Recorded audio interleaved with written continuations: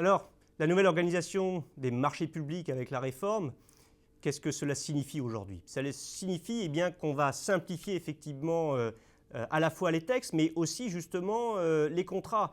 C'est terminé les montages aller-retour, c'est terminé les montages complexes. On revient sur une visibilité juridique beaucoup plus simple des marchés publics. À partir du moment où l'administration ou même une entité parapublique va définir un projet, à partir du moment où elle va utiliser de l'argent public pour l'acheter ou le faire exécuter, on est dans un acte de commande publique et de marché public. Et donc, première conséquence, les montages aller-retour basés sur les baux amphithéotiques administratifs, tels qu'on les avait connus depuis les années 90, c'est terminé. On dit stop.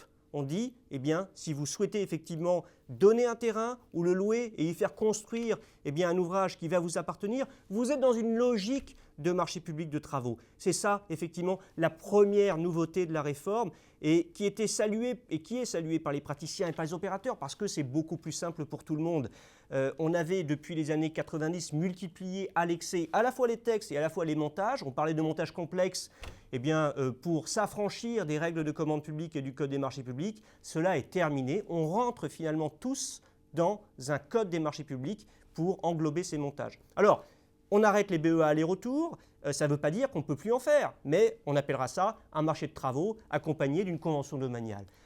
Autre nouveauté, on a généralisé ce qu'on avait connu depuis quelques années comme marchés globaux. Ça veut dire faire de la conception, de la réalisation et puis accompagner cela avec de l'exploitation-maintenance.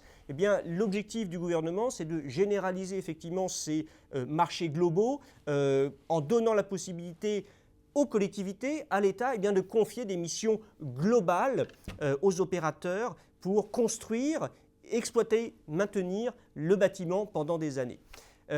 Autre nouveauté de la réforme, c'est une actualisation des marchés de partenariat qui remplacent les PPP. Exit le vocable de PPP, on parlera désormais de marché de partenariat. Alors l'esprit est le même, il est simplifié. Un marché de partenariat, qu'est-ce que c'est? C'est à la fois une construction et une partie du financement pour un ouvrage public ou un bien immatériel.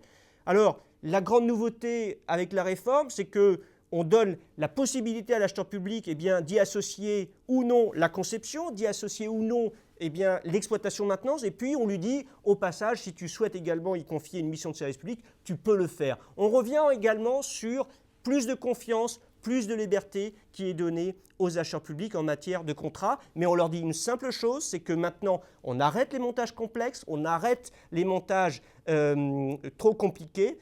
La vie de l'achat public, la vie des contrats, c'est simple, c'est une volonté, une définition de l'argent public. Vous êtes dans le code des marchés publics et on parle de marchés publics, de travaux, de services et de fournitures. Et ça, c'est effectivement une grande nouveauté, une source de simplification pour tout le monde et c'est une grande réforme qui est attendue pour les praticiens, les opérateurs et les acheteurs.